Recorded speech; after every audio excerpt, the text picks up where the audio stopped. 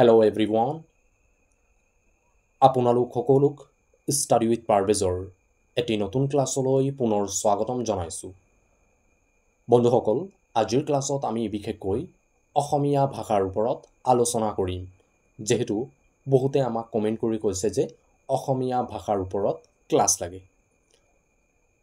তো আজিৰ ক্লাছত আমি অসমীয়া ভাষাৰ ওপৰত আলোচনা কৰিম।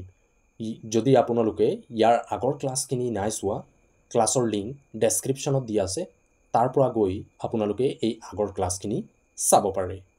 তেনেহ'লে দেৰি নকৰি আৰম্ভ কৰোঁ আজিৰ প্ৰথমটো কুৱেশ্যন।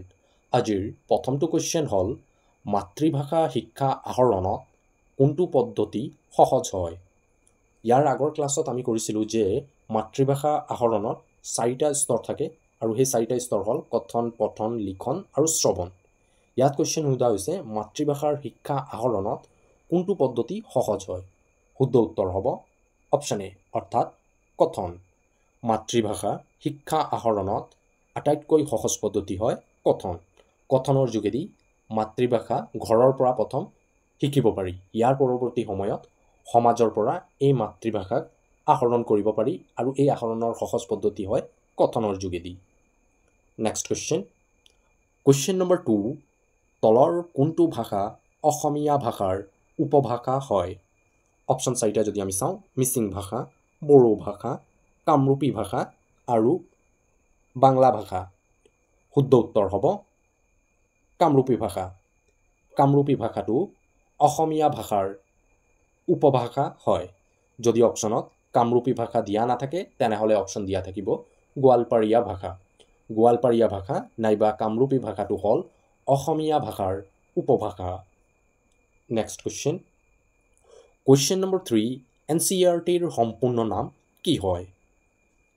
তোমালোকক একেবাৰে সহজ টেকনিক দিম, যাৰ ফলত ইয়াৰ সম্পূৰ্ণ নাম মনত ৰাখিবা। NCERTৰ সম্পূৰ্ণ নাম কেতিয়াও কমিটি নাহে, যেনেকৈ ইয়াত কমিটি দিয়া আছে, কমিটি নাহে, নেশ্যনেল কাউন্সিল হ'ব। চ' ইয়াতো নেশ্যনেল কাউন্সিল আছে, ইয়াতো নেশ্যনেল কাউন্সিল আছে। যদি কমিটি দিয়া থাকে তেনেহ'লে সেইটো অপশ্যনটো ভুল হ'ব, প্ৰথম অপশ্যন। তো এই দুটা নহয়। এতিয়া অপশ্যন হ'ব পাৰে এ নাইবা D, national council of educational research. ইয়াতো চোৱা নেশ্যনেল ডি অপশ্যনটো, national council of educational research and এটাত আছে ট্ৰেইনিং আৰু এটাত আছে টিচিং। তো NCERTৰ টি ফৰ্মটো টিচিং নহয়। বহুতে টিচিংটো টিক কৰিব, কিন্তু টিচিংটো নহয়। টিচিং হ'লে ভুল হ'ব। শুদ্ধ উত্তৰটো হ'ব ট্ৰেইনিং, অৰ্থাৎ অপশ্যন এ। দুটা কথা মনত ৰাখিব, কাউন্সিল হ'ব আৰু শেষতে টিটো টিচিং নহয়, ট্ৰেইনিং হ'ব। তো national council of educational research and training NCERTৰ সম্পূৰ্ণ নাম হয়। Next question. কুৱেশ্যন নম্বৰ 4, সন্ধি ভাঙা নিৰোগ। অপশ্যন 4টাৰ ভিতৰত শুদ্ধ উত্তৰটো হ'ব অপশ্যন চি, অৰ্থাৎ নিযোগ ৰোগ। Next question. কুৱেশ্যন নম্বৰ 5, তলৰ কোনটো মাতৃভাষা শিক্ষণৰ উদ্দেশ্য নহয়? অপশ্যন 4টা আমি চাব লাগিব। অপশ্যন 4টাৰ ভিতৰত প্ৰথমটো হ'ল মাতৃভাষাৰ প্ৰতি ছাত্ৰ ছাত্ৰীৰ আগ্ৰহ বঢ়োৱা। অপশ্যন বি, মৌলিক চিন্তাধাৰা আৰু কল্পনা শক্তি বৃদ্ধি কৰা। অপশ্যন ডি, কবি সাহিত্যিকসকলৰ লগত পৰিচয় কৰাই দিয়া। অপশ্যন ডি, মাতৃভূমিক ভাল পাবলৈ শিকোৱা। আমি যদি অপশ্যনকেইটা চাওঁ, অপশ্যন এ, অপশ্যন বি আৰু অপশ্যন চিৰ তিনিটাৰ মিল আছে মাতৃভাষাৰ সৈতে, কিন্তু মাতৃভূমিক ভাল পাবলৈ শিকোৱা, তাৰ লগত মাতৃভাষাৰ কোনো সম্পৰ্ক নাই। তেনেহ'লে আমি ক'ব পাৰি যে অপশ্যন ডিটো উত্তৰ হ'ব, অৰ্থাৎ মাতৃভাষাৰ শিক্ষণৰ উদ্দেশ্য নহয় option D. Next question. Question number 6, অসমীয়া ভাষাক ভাৰতীয় সংবিধানে কিমান চনত স্বীকৃতি প্ৰদান কৰিছে? শুদ্ধ উত্তৰ হ'ব 1950 চনত। 1950 চনত ভাৰতৰ সংবিধান কাৰ্যকাৰী হৈছিল আৰু সেই সময়ৰ পৰা অসমীয়া ভাষাক সাংবিধানিক স্বীকৃতি প্ৰদান কৰা হৈছিল, কাৰণ আৰম্ভণিৰ পৰাই ভাৰতৰ সংবিধানৰ 8ম অনুসূচীত অসমীয়া ভাষাক সাংবিধানিক মৰ্যাদা প্ৰদান কৰা হৈছে।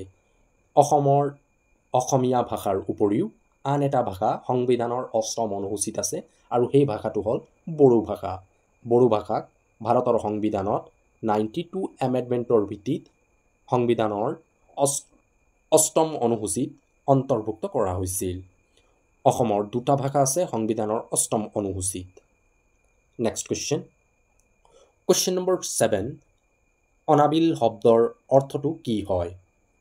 অপশ্যন 4টা যদি আমি চাওঁ, বন্ধুত্ব, উত্তেজিত, নিৰ্মল আৰু উপযুক্ত। শুদ্ধ উত্তৰ হ'ব নিৰ্মল। নিৰ্মল শব্দৰ অৰ্থটো হ'ল অনামিল, বা অনামিল শব্দৰ অৰ্থটো হ'ল নিৰ্মল। Next question. কুৱেশ্যন নম্বৰ 8, সন্ধি ভাঙা গায়ক।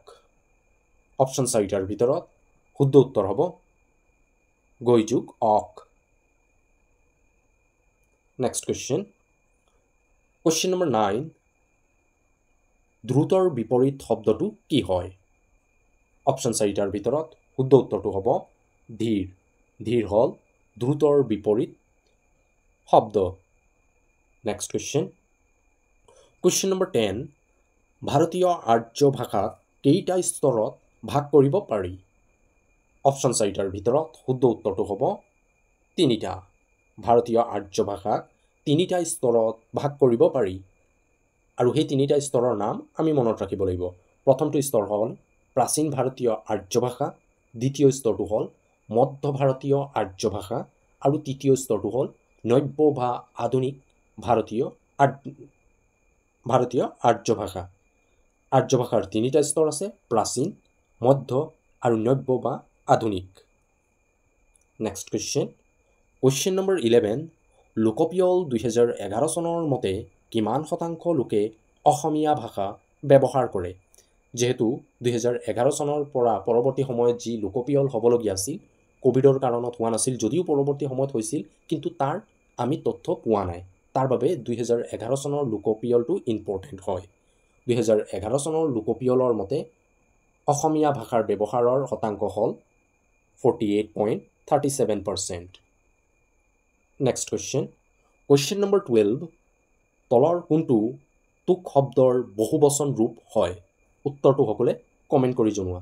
সকলোক ৰিকুৱেষ্ট কৰিছোঁ উত্তৰটো কমেণ্ট কৰি জনাবলৈ নাপাহৰিব। Next question. কুৱেশ্যন নম্বৰ 16, গদ্যত ৰচিত হোৱা প্ৰথম চৰিত পুথিখনৰ নাম কি হয়? শুদ্ধ উত্তৰটো হ'ব কথাগুৰু চৰিত্ৰ। কথাগুৰু চৰিত্ৰ আছিল গদ্যত ৰচিত হোৱা প্ৰথমখন পুথি। বন্ধুসকল, আমাৰ আজিৰ ক্লাছটো চাই ক্লাছটোৰ ফিডবেক দিবলৈ নাপাহৰিব। ইয়াৰ উপৰিও ক্লাছটো চাই যদি ভাল পোৱা, ক্লাছটো লাইক কৰিবলৈ নাপাহৰিব। আপোনালোকৰ এটা লাইকে আমাক মটিভেট কৰে এনেধৰণৰ ক্লাছসমূহ প্ৰস্তুত কৰাৰ বাবে। আপোনালোকৰ যিসকল বন্ধু বান্ধৱীয়ে এই পৰীক্ষাৰ প্ৰস্তুতি চলাইছে আৰু তেওঁলোকৰো অনুভৱ হৈছে যে ভাষাৰ ওপৰত জানিব লাগে বা কিছুমান কুৱেশ্যন নজনা কুৱেশ্যন তেওঁলোকেও জানিব পাৰিব, তাৰ বাবে এই ক্লাছটো নিজৰ বন্ধু বান্ধৱীসকলৰ মাজত শ্বেয়াৰ কৰিবলৈ নাপাহৰিব। Next question. কুৱেশ্যন নম্বৰ 17, তলৰ কোনজন কবি প্ৰাক শংকৰী যুগৰ শ্ৰেষ্ঠ কবি আছিল? অপশ্যন 4টাৰ ভিতৰত শুদ্ধ উত্তৰ হ'ব মাধৱ কন্দলী। মাধৱ কন্দলী আছিল প্ৰাক শংকৰী যুগৰ শ্ৰেষ্ঠ কবি। Next question. কুৱেশ্যন নম্বৰ 15, শিক্ষা হৈছে পৰিপূৰ্ণ মানুহৰ বিকাশৰ প্ৰক্ৰিয়া। এই কথাষাৰ কোনে কৈছিল? অপশ্যন 4টা যদি আমি চাওঁ, ছক্ৰেটিছ, এব্ৰাহাম, ৰুছো আৰু কমেনিয়াছ। শুদ্ধ উত্তৰ হ'ব অপশ্যন ডি, অৰ্থাৎ কমেনিয়াছে কৈছিল শিক্ষা হৈছে পৰিপূৰ্ণ মানুহৰ বিকাশ প্ৰক্ৰিয়া। Next question. কুৱেশ্যন নম্বৰ 16, মানুহজন বৰ হাত দীঘল। এই বাক্যটোৰ অৰ্থ কি হয়? অপশ্যন কেইটা আমি চাব লাগিব। মানুহজনৰ হাত দুখন বৰ দীঘল, অপশ্যন এ। অপশ্যন বি, মানুহজন বৰ দুষ্ট। অপশ্যন চি, মানুহজন বৰ প্ৰভাৱশালী। অপশ্যন ডি, মানুহজন বৰ চোৰ প্ৰকৃতিৰ। অপশ্যন 4টাৰ ভিতৰত শুদ্ধ উত্তৰ হ'ব মানুহজন বৰ প্ৰভাৱশালী। মানুহজন বৰ প্ৰভাৱশালী এই বাক্যটোৰ অৰ্থ হয়। Next question. কুৱেশ্যন নম্বৰ 17, অসমীয়া ভাষা আইনখন কিমান চনত গৃহীত হৈছিল? অপশ্যন 4টাৰ ভিতৰত শুদ্ধ উত্তৰটো হ'ব 1960 চনত। 1960 চনত অসমীয়া ভাষা আইনখন গৃহীত হৈছিল। এই আইনখনৰ যোগেদি পৰৱৰ্তী সময়ত অসমৰ যি শিক্ষা অনুষ্ঠান আছে, লগতে অফিচ কাছাৰী আছে, সেই অফিচ কাছাৰীত অসমীয়া ভাষাৰ ব্যৱহাৰ কৰা হৈছিল আইনীগতভাৱে। নেক্সট কুৱেশ্যন নম্বৰ 18, মাতৃভাষাৰ প্ৰয়োগৰ দ্বাৰা ছাত্ৰসকলৰ কি বাঢ়ে? ইয়াত শিক্ষাৰ্থীসকল হ'ব লাগিছিলে। অপশ্যন 4টাৰ ভিতৰত শুদ্ধ উত্তৰ হ'ব বিচাৰ শক্তি বাঢ়ে। মাতৃভাষাৰ প্ৰয়োগৰ দ্বাৰা শিক্ষাৰ্থীসকলৰ বিচাৰ শক্তি বাঢ়ে। যেতিয়া তেওঁলোকে মাতৃভাষাৰ বিষয়ে আলোচনা কৰিব বা অধ্যয়ন কৰিব, তেওঁলোকৰ বিচাৰ শক্তি নিশ্চয় বৃদ্ধি পাব। নেক্সট কুৱেশ্যন নম্বৰ 19, মধ্য ভাৰতীয় আৰ্য ভাষাৰ এটি উদাহৰণ হ'ল। ইয়াৰ আগৰ কুৱেশ্যনসমূহ কৰি আহিছিলোঁ যে আৰ্য ভাষাৰ 3টা স্তৰ আছে, প্ৰাচীন, মধ্য আৰু নব্য বা আধুনিক। ইয়াত কুৱেশ্যন হৈছে মধ্য ভাৰতীয় আৰ্য ভাষাৰ এটি উদাহৰণ হ'ল। অপশ্যন 4টাৰ ভিতৰত শুদ্ধ উত্তৰ হ'ব পালি ভাষা। পালি ভাষাটো হ'ল মধ্য ভাৰতীয় আৰ্য ভাষাৰ এটি উদাহৰণ। Next question number 20, Assamese its formation and development নামৰ গ্ৰন্থখনৰ ৰচনা কোনে কৰিছিল? ইম্পৰ্টেণ্ট কুৱেশ্যন হয়, অসমৰ প্ৰায়সমূহ প্ৰতিযোগিতামূলক পৰীক্ষাত এই কুৱেশ্যন আহে। শুদ্ধ উত্তৰ হ'ব ডক্টৰ বাণীকান্ত কাকতি। ডক্টৰ বাণীকান্ত কাকতিয়ে Assamese its formation and development নামৰ গ্ৰন্থখনৰ ৰচনা কৰিছিল। নেক্সট কুৱেশ্যন নম্বৰ 21, অসমীয়া সাহিত্যৰ নিদৰ্শন চৰ্যাপদসমূহ কোন শতিকাত ৰচনা কৰা হৈছিল? অপশ্যন 4টাৰ ভিতৰত শুদ্ধ উত্তৰ হ'ব 8ম শতিকাৰ পৰা 10ম শতিকাৰ ভিতৰত অসমীয়া সাহিত্যৰ নিদৰ্শন চৰ্যাপদসমূহ ৰচনা কৰা হৈছিল। আন এটা ইম্পৰ্টেণ্ট পইণ্ট হয়, চৰ্যাপদসমূহ উদ্ধাৰ কৰা হৈছিল নেপালৰ পৰা। এক্সামত বহুবাৰ কুৱেশ্যন আহিছে, চৰ্যাপদসমূহ ক'ৰ পৰা উদ্ধাৰ কৰা হৈছিল? উত্তৰ হ'ব নেপালৰ পৰা। নেক্সট কুৱেশ্যন নম্বৰ 22, কোনজন অসমীয়া সাহিত্যিকৰ ছদ্মনাম হয় নীলাভ বাইদেউ? অপশ্যন 4টাৰ ভিতৰত শুদ্ধ উত্তৰটো হ'ব নিৰ্মল প্ৰভা বৰদলৈ। নিৰ্মল প্ৰভা বৰদলৈৰ ছদ্মনাম হয় নীলা বাইদেউ। নেক্সট কুৱেশ্যন নম্বৰ 23, আকাশ শব্দটোৰ সমাৰ্থক শব্দটো বাছি উলিওৱা। অপশ্যন 4টাৰ ভিতৰত শুদ্ধ উত্তৰটো হ'ব নীলিমা। নীলিমা হ'ল আকাশ শব্দৰ সমাৰ্থক শব্দ। নেক্সট কুৱেশ্যন নম্বৰ 24, কোন চনত লক্ষ্মীনাথ বেজবৰুৱা অসম সাহিত্য সভাৰ সভাপতি আছিল? ইম্পৰ্টেণ্ট কুৱেশ্যন হয়, শুদ্ধ উত্তৰ হ'ব 1924 চনত লক্ষ্মীনাথ বেজবৰুৱা অসম সাহিত্য সভাৰ সভাপতি আছিল। কোনখন অধিৱেশনৰ যদি পৰীক্ষাত কুৱেশ্যন আহে, উত্তৰ হ'ব গুৱাহাটী অধিৱেশনত তেওঁ সভাপতিত্ব কৰিছিল। কুৱেশ্যন নম্বৰ 25, নদী শব্দটোৰ সমাৰ্থক শব্দ বাছি উলিওৱা। অপশ্যন 4টা যদি আমি চাওঁ, তটিনী, অলকানন্দা, নিৰদ, মেদিনী। শুদ্ধ উত্তৰটো হ'ব তটিনী। তটিনী শব্দটো নদীৰ সমাৰ্থক শব্দ হয়। তো বন্ধুসকল, আজিৰ ক্লাছত এই 25টা কুৱেশ্যন আছিল। যদি আজিৰ ক্লাছত কিবা ডাউট থাকে আমাক কমেণ্ট কৰি জনাবলৈ নাপাহৰিব। ক্লাছটো চাই যদি ভাল পোৱা, ক্লাছটো লাইক কৰাৰ লগে লগে ক্লাছটো নিজৰ বন্ধু বান্ধৱীসকলৰ মাজত শ্বেয়াৰ কৰিবলৈ নাপাহৰিবা।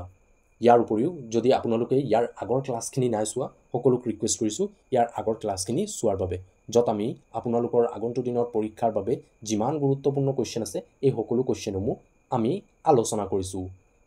আমাৰ যদি পুৰণি কোনোবা ষ্টুডেণ্ট আছে, তেওঁলোকে জানে যে আমি আছাম পুলিচৰ 30টামান ক্লাছ কৰিছিলোঁ আৰু এই 30টামান ক্লাছত কম হ'লেও 80% কুৱেশ্যন জিকেৰ পৰা, সেই ছিৰিজৰ পৰা কুৱেশ্যন আহিছে। তো সকলোক ৰিকুৱেষ্ট কৰিছোঁ এই ক্লাছখিনি যিমান কৰি আহিছোঁ এই ক্লাছখিনি চাবলৈ নাপাহৰিব। কাৰণ আপোনালোকে প্ৰায়সমূহে কি কৰে, এটা দুটা বা ক্লাছ চাই তাৰ পৰৱৰ্তী সময়ত এক্সামত যদি সেই এটা বা দুটা ক্লাছৰ পৰা কুৱেশ্যন আহে, আপোনালোকে কমেণ্টত লিখা যে আপোনাৰ পৰা পঢ়িছোঁ কিন্তু একো কুৱেশ্যন নাই অহা। তো সকলোক ৰিকুৱেষ্ট কৰিছোঁ যিখিনি ক্লাছ কৰাই গৈছোঁ এই সকলো ক্লাছখিনি চোৱা, এক্সামত ইয়াৰ পৰাই কুৱেশ্যন আহিব। তেনেহ'লে আজি ইমানেই আছিল। পুনৰ লগ পাম আমি আমাৰ অন্য এটি ক্লাছলৈ। আজিলৈ ইমানেই। Thank U.